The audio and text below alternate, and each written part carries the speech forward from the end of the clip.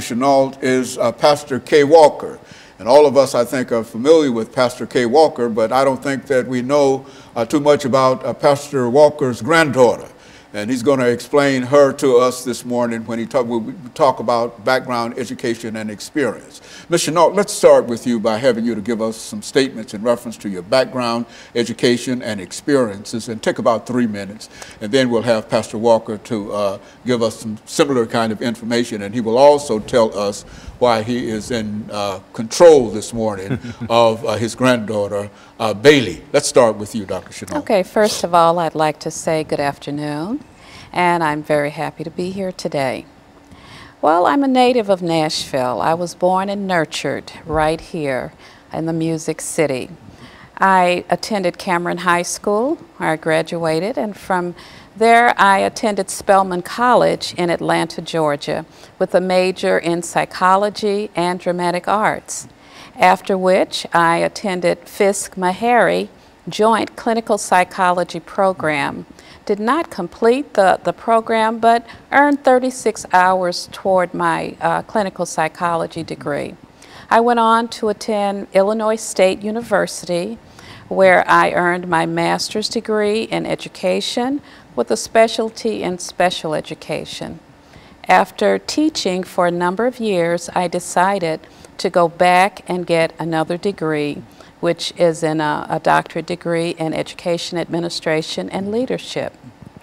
And so in a real sense, you've had an opportunity to live around the Nashville community for a long time and do a lot of things educationally within Nashville. Is that what we're saying? Yes, indeed. Nashville is my home, and Nashville will always be my home.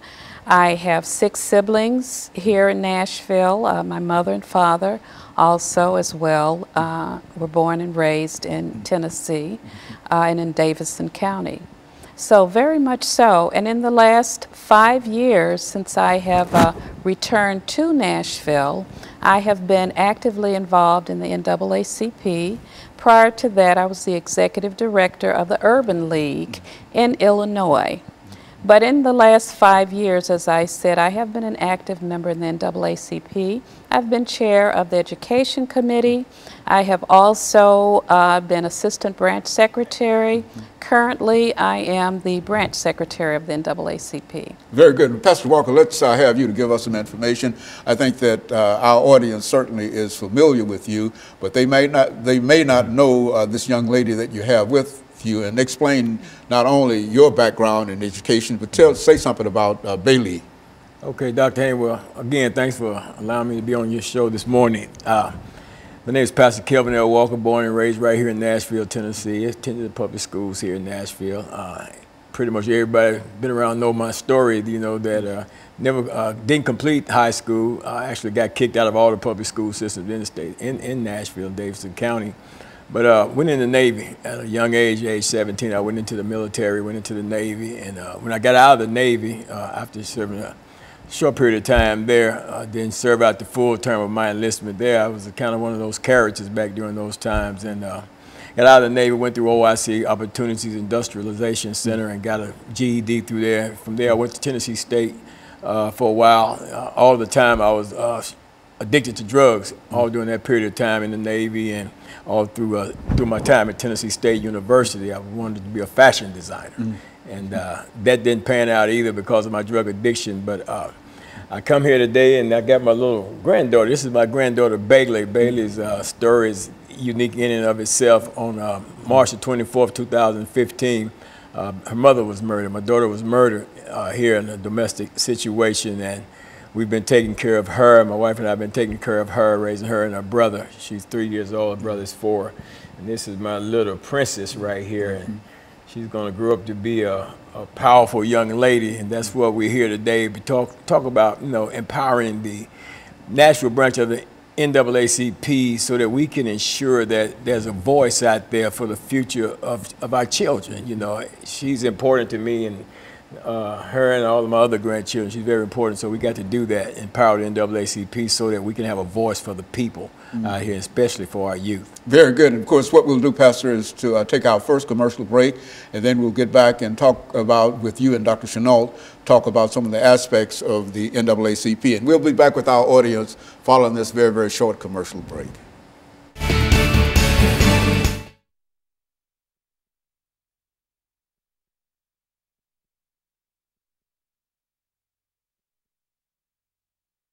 Segment, and this is 8-minute segment, and so whatever you want to talk about, this is I'll introduce the show again, and then we'll and this 8 minutes you'll have about 4 minutes, and we'll try to put Pastor, give him 4 minutes, and just start off and take about 3 minutes, and then we'll give him 3 minutes and come back and let him close us out. Clock.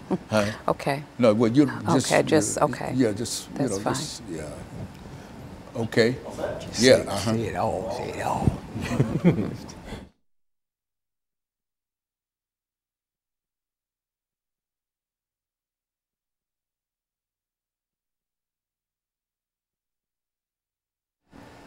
Thank you, and welcome back to the second segment of the show for today. We're talking to Dr. Tallulah PShinault and Pastor KWalker and his granddaughter, Bailey. And we're talking about empowering the NAACP. And Dr. PShinault, let's see if we can pick up during this second segment to give you an opportunity to say something about the National Association for the Advancement of Colored People that you would like for our audience to know this morning. Well, after giving such a long or a trail of information regarding my education, I would like to state and really explain why I'm here. Not only to talk about the empowerment of the community, but also to talk with the community about some things that I would like to see happen at the NAACP. I'm currently running for president of the Nashville branch NAACP. Why? Because I would like to see a new image, a new focus in our branch. In terms of empowerment, one of my important platforms is voter registration. I think today, with everything that's happening in the election process, that African Americans, in order to be empowered, need to vote. We have always needed to vote, but it is incumbent upon us today to get the vote out. As president of the Nashville branch NAACP, I plan to have a voter registration program every year and all during the year, because I think that's really important. As well, I have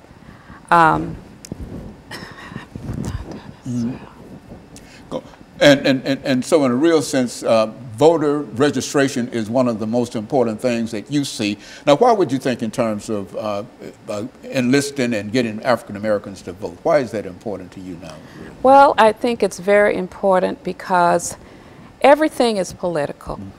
Everything is political, from education to economic development is important, to the quality of health care, to affordable housing. If we are not voting, if we are not at the table, then, as I said, we're on the table. And I believe that voting gives the community power. It empowers us. And it's important that we take a stand, not only verbally, that we also take a stand through the vote.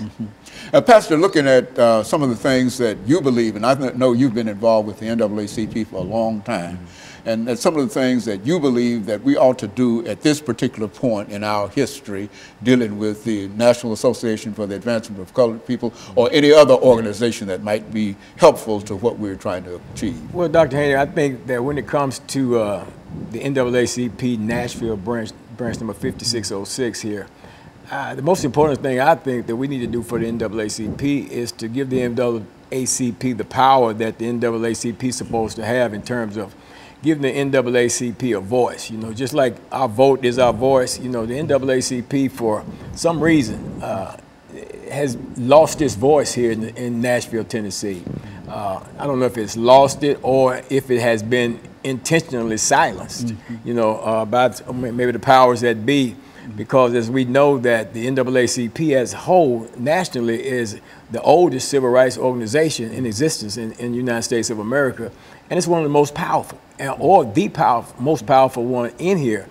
But for some reason here in this Nashville branch, it doesn't have the power. It's like the teeth has been pulled. And when I first initially got involved with the NAACP a few years ago, I got involved because of what I didn't see the NAACP doing. And rather than sitting back and complaining about it like I hear so many others, I decided to get actively involved in the NAACP to try to, you know, make some things happen. You know, of course I got in there and I saw, you know, a lot of things that I didn't like, and a lot of shenanigans and stuff that was going on and stuff, and I really put a kind of bad taste in my mouth, and I kind of backed off of it for a minute because of some of the things I've seen that took place in the last election a couple of years ago with our current administration, Louis Wallace being the president, current president now. And I kind of backed off, you know, but I still believe that the NAACP can be empowered if you got the right people in there that's not afraid to step up and stand out and challenge these different issues. It's so much happening in our community and our society. You know, people are being pushed out of their neighborhood and their community, pushed way out to the outskirts of town, somewhere like the old folks used to say, somewhere out in Plum Nelly somewhere, you know, and there's nobody saying anything, you know, and it's like the community, our community, the black community is like, man, we don't have a voice. Who's gonna speak for us? Who's gonna represent us? So my thing is, let's empower the NAACP, and I think that Dr. PShinault here would make the perfect president of the NAACP.